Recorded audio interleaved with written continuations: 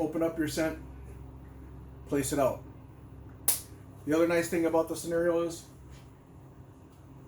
when you're at home, you take your item, put scent on it. Now you leave your remotes there. It gets caught in the couch cushion. You come back, find my remote. Your dog will find that. And then one of the questions that usually comes up is, well, how often do you have to re-scent your items? Well, once you put the scent on there, your scent is on there forever. If you truly need to every 6 months, you can do so. If you're using your scent kit a lot, you can take your applicator, apply more scent into your scent kit, close it up, voila. You refresh your scent, but you haven't spread a lot of contamination. A lot of times people will, any other type of sport that you use for the scent work, the contamination is hard because of the type of product that's being used. Okay? So now, as you're looking at training your dog and you introduce your dog to the scent, I'm going to set up a scent training scenario behind me, and then I'm going to go get a different dog.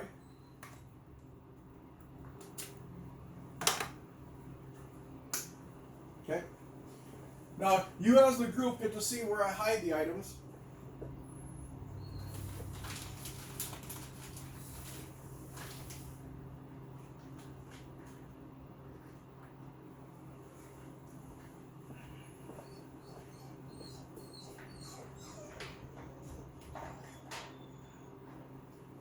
Okay.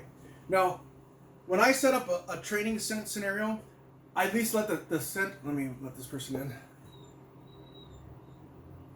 I at least let the scent set up a little bit just to give the dog some scent movement. In this particular area, I don't have a whole lot of air movement. What I do have is a slightly different temperature zone.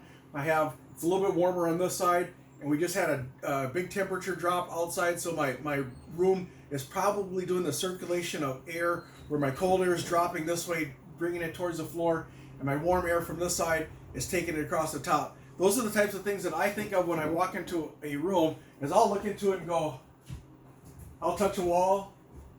Okay, that one's cold. That one's warmer. So my scenario is going to be, if I've got one side that's warm and one side that's cold, guess what? This side, scent goes up. This side, scent goes down. Okay, so on your cold side, your air is dropping. What does that cause me to think of? Well, if I think of that, the scent could be down towards the floor when my dog comes in working it. And over here, the scent could be high over the top of it, so the dog could walk right into the scent and lose it because of what the air is doing with that scent. So that's what you got to keep in mind when you're working the scenario as a judge, as a handler, while you're training your dog. Now, if you take your young dog in and you know where you've set your scents and your dog's just not working it, it gives you an idea. Okay, let me step back. Why? Why did my dog miss that scent? Okay, why did it miss that scent? And I'm going to change that scent that's in the corner just because it's sitting out there, and this dog is more proficient, and it'll make a better scenario for her, because as a whole, whenever you're setting a scenario, you're also training. You're training so for that situation where you're on the beach, your cell phone drops out when it was sitting on the towel. You go, oh my goodness! You get back to your car. Where's my phone? Doggone it! And you send your dog back out to the beach, and your dog goes sniffing through. Oh, here it is, because it's partially buried in the sand. Yep, those scenarios. That's what your dog can work with. We had an individual who lost his keys out hunting, elk hunting, doing his business, lost his keys, but he came back from where he got his elk from differently than where he went out, and in doing so, couldn't find where they were. They looked for a couple hours. He said, took his dog out of the back of the truck. He says, well, my wife's been practicing this dumb sport. Let's see if it works. And he turns his dog loose, and in less than a couple of minutes, the dog's like, here they are. So one of the other things that you don't teach your dog to do is, when it comes to the action dog sport as a whole, is you don't teach them to pick the item up, for the mere reason that when your dog goes and finds your cell phone, you don't want your dog to crack that cell phone, break that cell phone by picking it up. So you're teaching them just to locate where it's at for you. Don't destroy where it's at, but locate where it's at for you. Show me. I'll give you the reward, and we go from there. So I'll be right back. I'm going to grab another dog, do the scenario.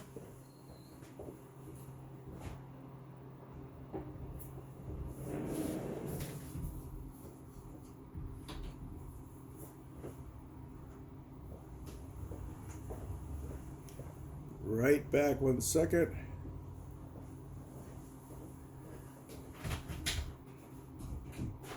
Squishy.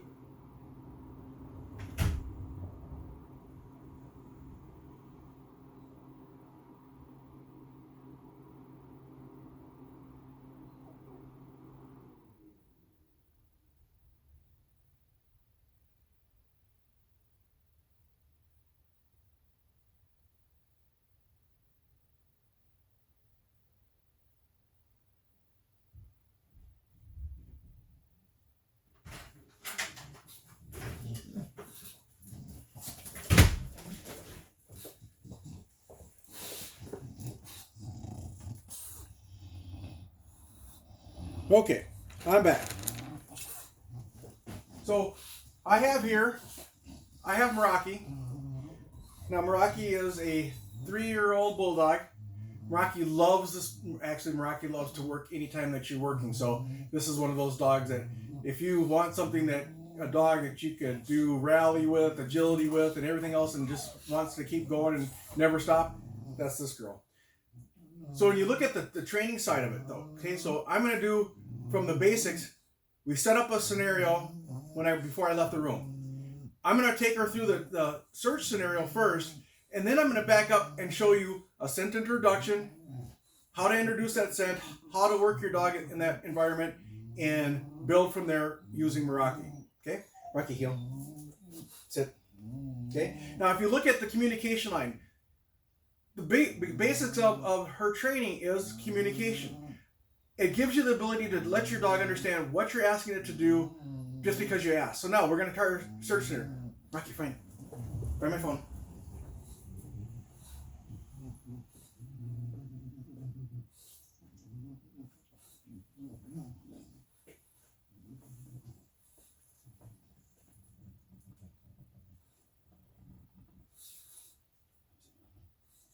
Good girl. Good girl. Next one. Find it.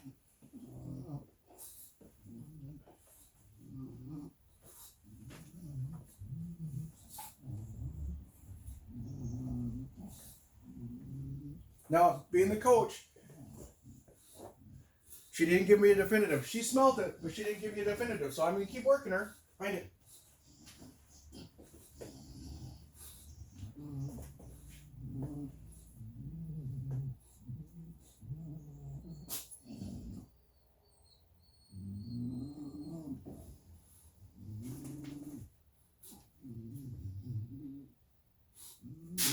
Give me. Good girl.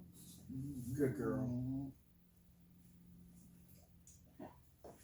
Now, as a group, you notice what I did in the training. You notice what I did. I saw her give me a response, but I was not going to reward that simple response.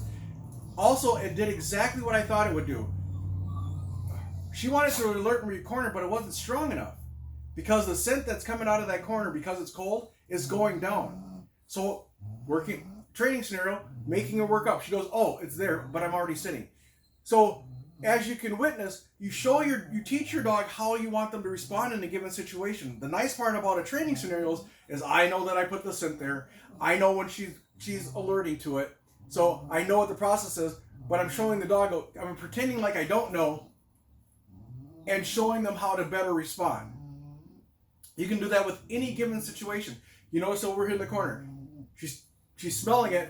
That scent's going up. There's nothing below where she's at, but she works slowly into that. So no, I've got her that she's done a general search. No, that's a really simple general search. When you're doing a competition search, you have 5 minutes to find 2 items. How long did it take her to find those 2? Probably less than a minute. Okay, so the search scenario is extremely simple. But I want to go from there. I'm going to show you, working with her, how to introduce the scent. Rocky, sit. Okay. how to introduce the scent because she's proficient at it. I'm going to show you how you want her to respond, how you want to show the dog, how you want them to respond, and build from there. Because what you're doing is I'm using the phone for my initial scent.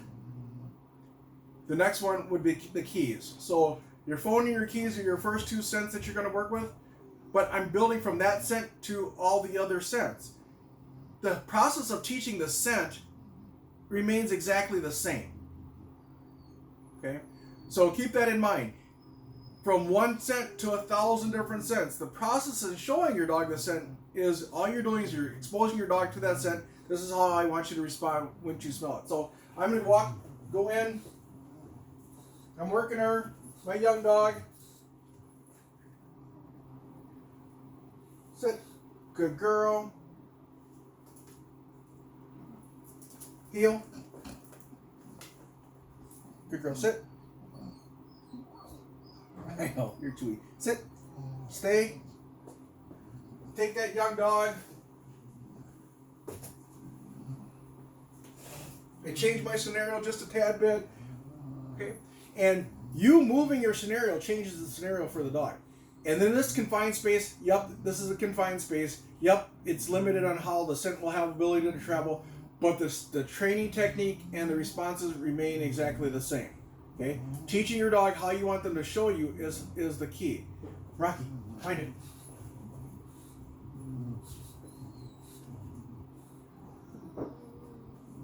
Good girl. Good girl. Okay. Heel. Sit. Sit. What's that? Let me finish chewing. Yeah, you're right. Good girl. Good girl. Good, stay. So when you look at the introduction of that scent, that's how simple it is. It's not as complicated oftentimes as people try to make the training. The training is easy. The dog knows to use its nose and loves to use its nose. All you're doing is saying, I want you to use your nose for this. I want you to ignore all those other scents that are going on in my house and find me this item. Okay? When you look at the application of that, now tying the two together, I'm going to show you tying the two together as a pattern versus letting your dog do it haphazardly. Okay? If I don't teach Meraki, heel. Sit, stay.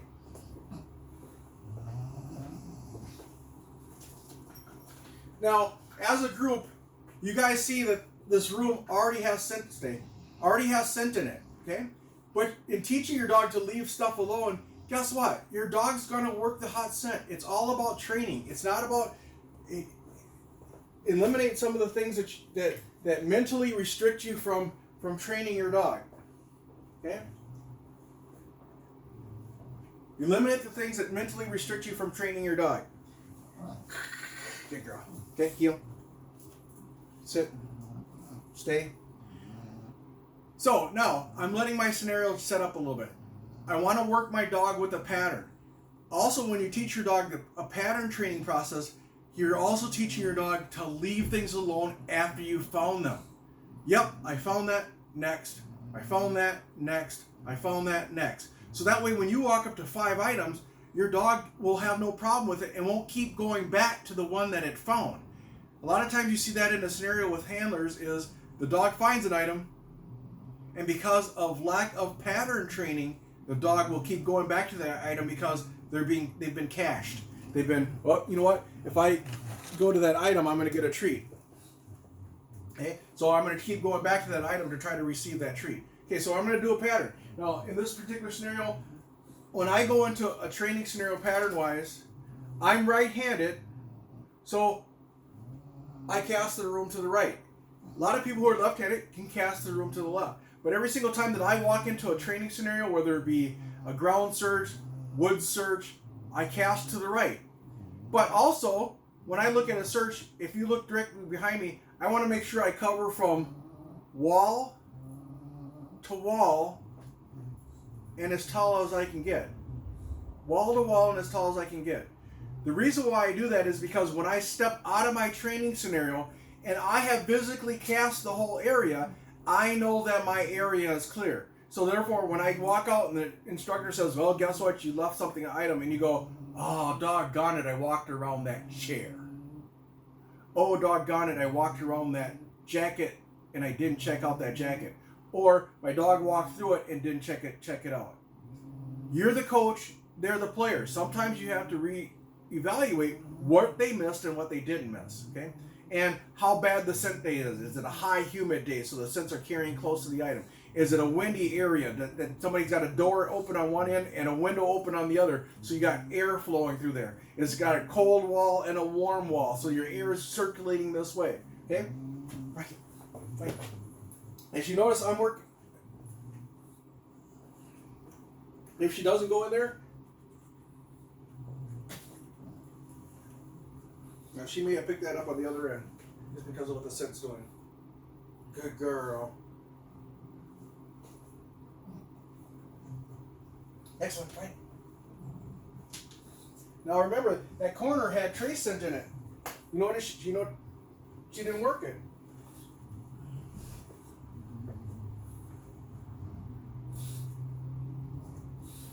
Good girl. Good girl. Yep. Sit.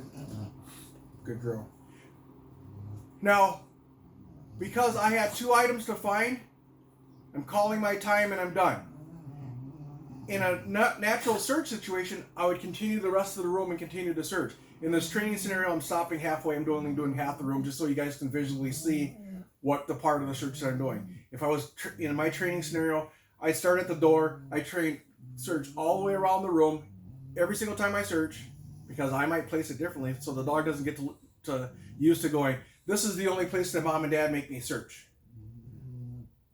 Your kitchen is a search area. Your bedroom is a search area. The bathroom is a search area. The dining room is a search area. The living room is a search area. The basement is a search area. Your backyard is a search area. Your garage is a search area. If you have a hallway, it's a search area. So I'm trying to open up your thinking process into where you can search and how you can work your search work. So let me recap. You look at the obedience training is the key to the building block of your dog working with you. Rocky, come sit. And the reason why you want the obedience is you want your dog to understand that you're just communicating with them. Good girl. Good girl. Heel. Heel. Heel up. Sit. Step up. Sit. Good girl. Now, when you're talking about communication, all that is just the dog understanding the words that you're using. So when I go from there to tell her to it's showing her this. I want you to turn on this side of your brain to do this activity. I want you to find what I'm asking you to find because I've asked you to do it. So I could take her and have her loose and go, okay, now because we've worked and we have a line of communication, she knows I'm not asking her to search right now. So that's what I'm trying to tell people though, is when you look at your dog being trained and you work your dog enough, I can tell her right now to find those exact items that she's already found because of the communication line. It's all about communication. It's all about presentation, the repetitions that you get. When you look at the scenes that you set up your scenarios, if you take your scenario and just turn the furniture around or put something in a different place, high, low, at this particular stage of the game, I'm not doing anything high just because of camera. I've taken a lot of things off the wall so I can have a better visual space for recording. But you set up those types of scenarios so your dog can work those scenarios. Don't always set low, don't always set high, set in the middle too as well. So you have that. Let me open up the floor for questions. Go ahead in the lower corner, unmute yourself, ask the question.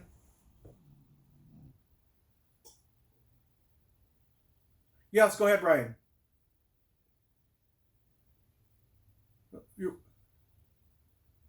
Okay. Yes. Yep.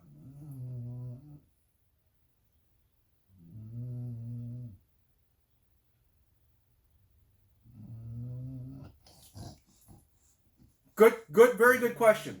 Very good question. Brian asked the question of, he doesn't want his dog to sit when it finds a pheasant. Brian, I have put obedience titles on my field dogs. They know the difference.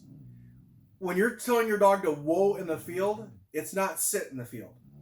And my field dogs, when they would go out and make a retrieve, they'd come back and sit in front of me. That intenseness that a dog would at points usually never turns into a sit. Okay, and it's two different games. It's two different activities. And I've had plenty of dogs that I've taken and done obedience, hard obedience with, and take them out in the field. And I do the scent dog work with. My personal dog passed away last year, so I don't have a seasoned hunting dog that I could show you, but I'm working on getting another one.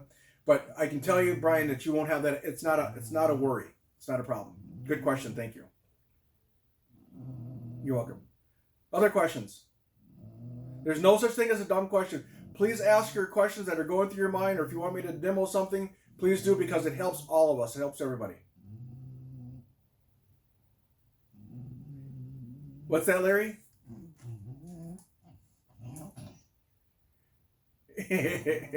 All right. Any other questions? Okay, I didn't. Let me pull the chat up. All right.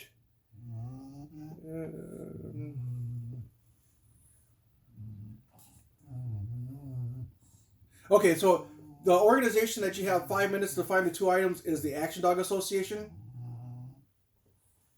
So actiondogassociation.com will give you more information for that.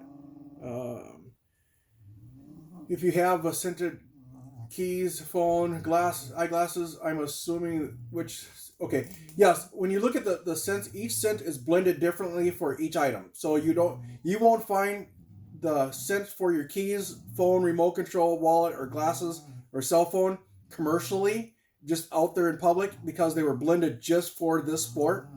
So you won't find it in any of your other scent sports, so it doesn't interfere or crossover scent sports. So you won't have the scent sport crossover. So if that helps on that question.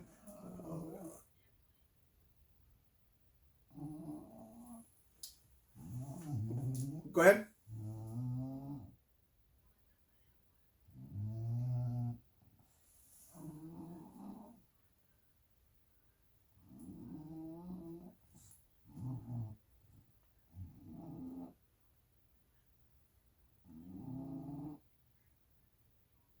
Yep.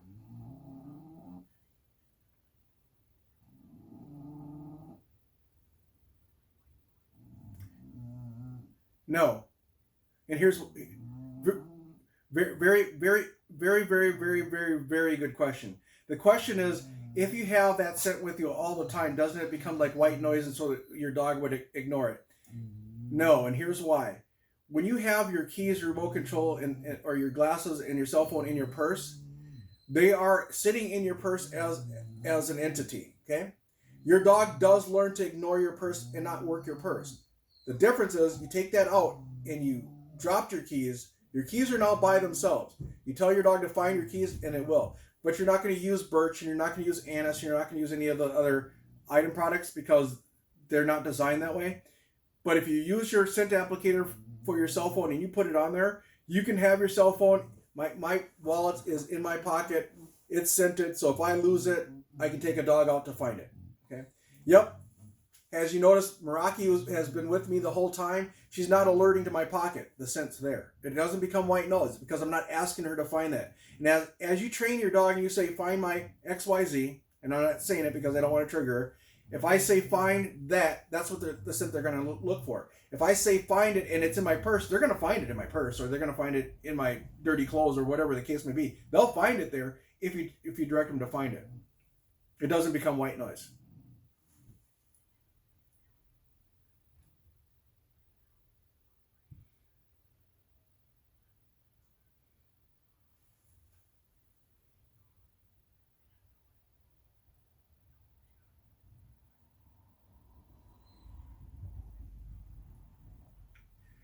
Very, very good question. The question is, if my keys are sitting there on the counter, is my dog going to constantly go over there and sit at it? No. Because that's what the part of communication goes to your dog. Watch this, okay? This is scented.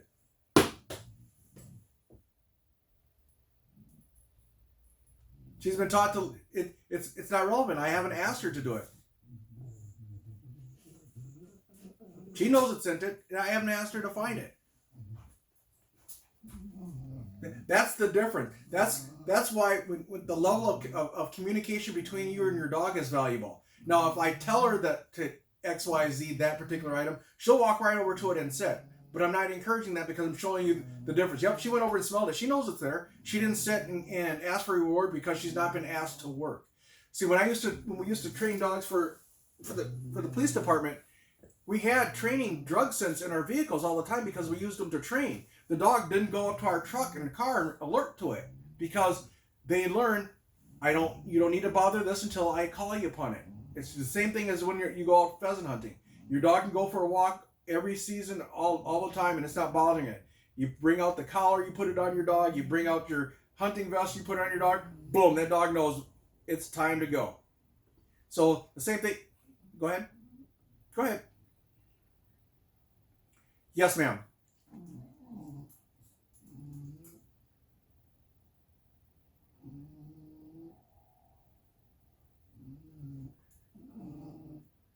Yes, ma'am.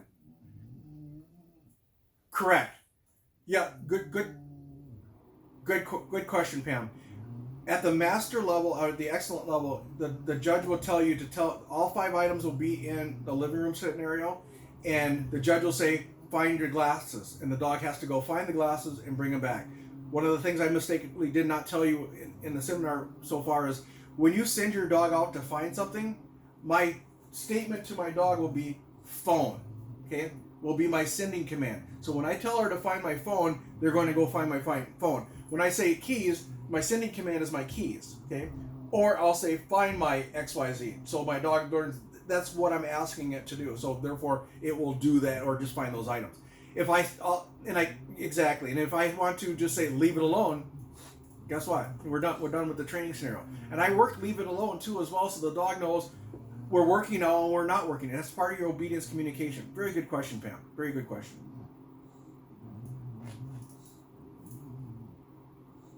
Any other questions? This is okay. The scent training, when you get into a scent scenario, is done on leash until you get to the excellent level. And I would say yes to training your dog, especially Brian, in your case, when you're going to do hunting type work, is you want to train your dog on leash to start out with because you allow them to not make as many mistakes. Okay. It also allows you to have a better controlled environment. I watched scenarios where people take and put their dogs on a long lead and they just toss their dogs into the scenario. Well, what happens by them doing it is it's the same thing that happens when a person lets their dog loose and it runs a half mile down the fence row and then comes off into the field. It misses half the territory to search. So you physically need to teach your dog how to search an area, and without you being attached, it just doesn't happen. Because if I turn Rocky loose, just because of how the room's set up, she'd go major item, major item, major item. I didn't find anything. Sometimes, not her, but in most cases, that's what happened. And you walk out, you've killed a lot of time, and you've covered very little ground.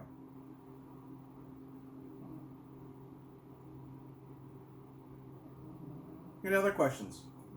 Great questions, by the way. Wonderful. Any more text questions that I didn't answer? Yep, I see one. I love computers. I just covered my screen.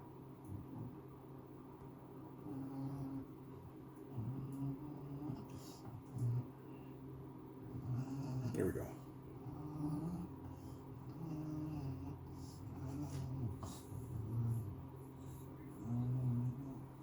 Yes.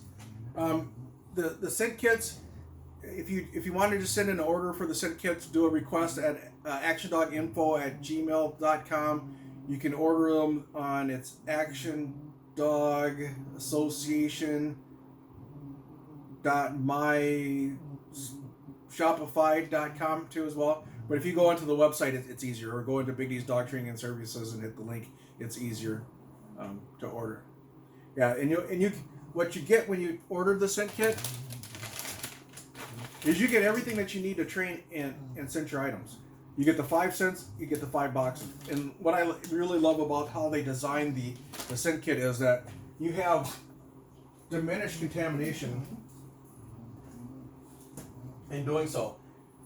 I use this table a lot, and I use this table a lot, and watch this. Rocky, find it.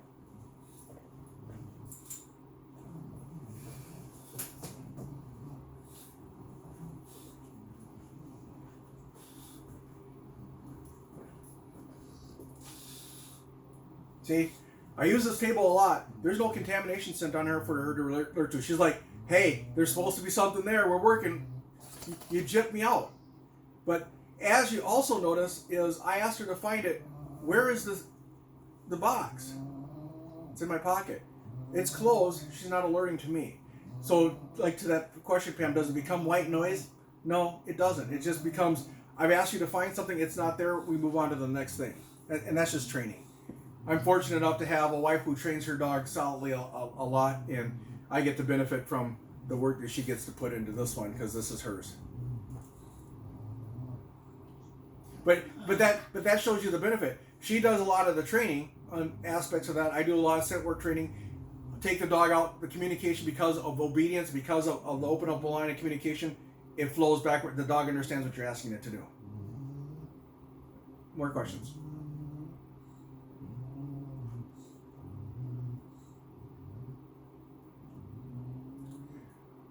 Good question. The question is, when I talk about obedience, am I just talking about the find it command? No. When I talk about obedience, I say, you can give your dog a basic regiment of heel, sit, stay, down, and come. And the reason why I say just the basic obedience commands is because they benefit you long term, but it allows you, there's two things that you're doing when you teach obedience. You're teaching your dog to take direction from you, and you're teaching your dog how to learn. The third part is now you have communication so that your dog can go, hey, I gotta go to the bathroom, and they show you. Or, hey, something's here, and they show you. Or, I'm hungry, and they show you. So they start reciprocating the communication. So when you go obedience, Rocky, heel. Sit. Okay. Now, Brian asked about teaching a dog to, whether it's gonna sit in the field. Well, Meraki also is a show dog, and you'll have a lot of. See, as soon as I said the word show, she stood up. Meraki is also a show dog, and so when in the show ring, you don't want your dog to sit either. And I have had countless hundreds of people to say, well, I don't want to teach my dog sit because it would sit in the show ring. No, just teach your dog stand. Stay. Good girl. Stay. Stand. Okay. Good girl. So you teach them the command words that you want them to do. So like in your case, if I'm out in the field, I teach whoa to my dog. So whoa means stand, stay. Don't creep. And I always cheat and I walk up to them and I pull their little paw so it gives me that great picture when I'm training them. So when they go into whoa, they give me that great pointing picture because that's what whoa means to me. So you teach what you want. So I'm going through the obedience. Heel. Sit. Heel. Heel. Sit. Stay. Stay.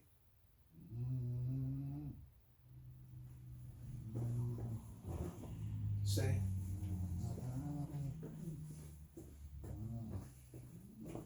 Stay. Come. Sit. Heel. Back up.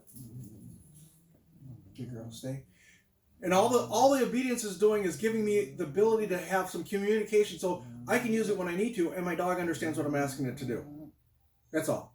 But it allows me to do, so when I go into the training scenario, now I go from my obedience and I go find it and I show them how to respond in that find it command. And I go, okay, and they keep working because I've asked them to do something that's what's next. And they display what I ask them to do because of the training side. So when you're teaching obedience, all it does is build a block so your dog will take and learn more information from you.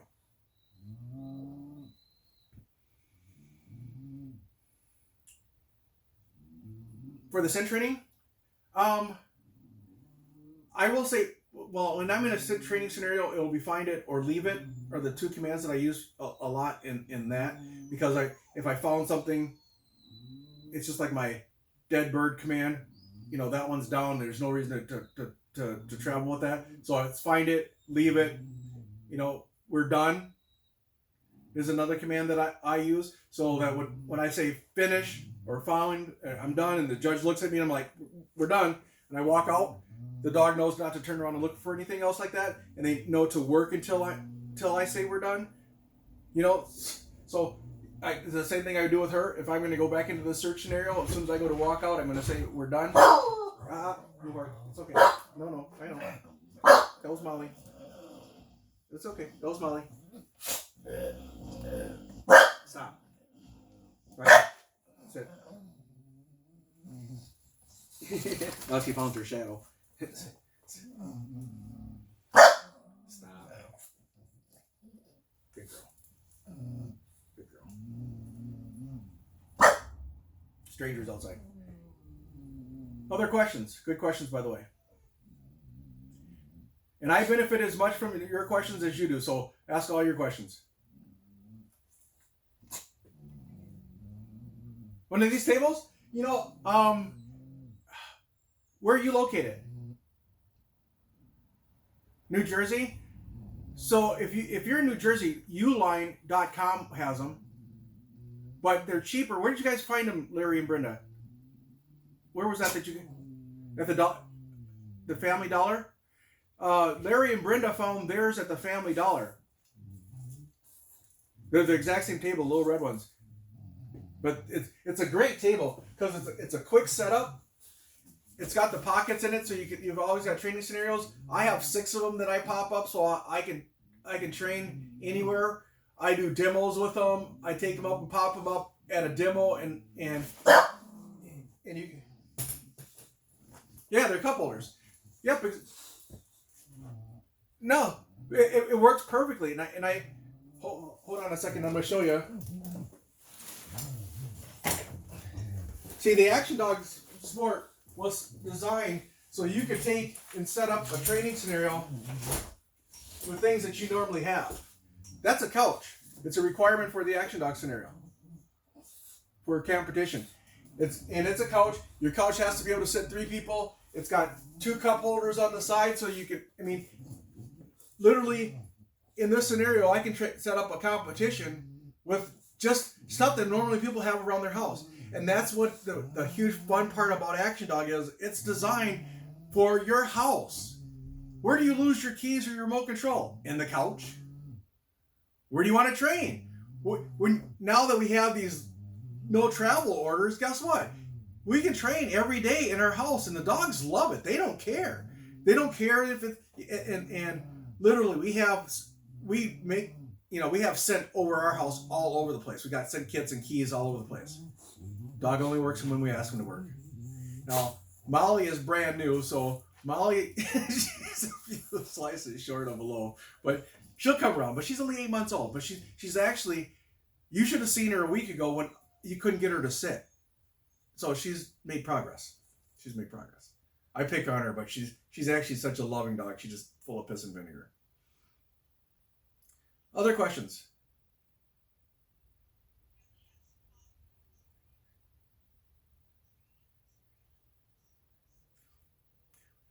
Did everybody hear that? Brenda and Larry found the majority of their training stuff at thrift stores. And literally, I have multiple chairs because the requirements that you have for a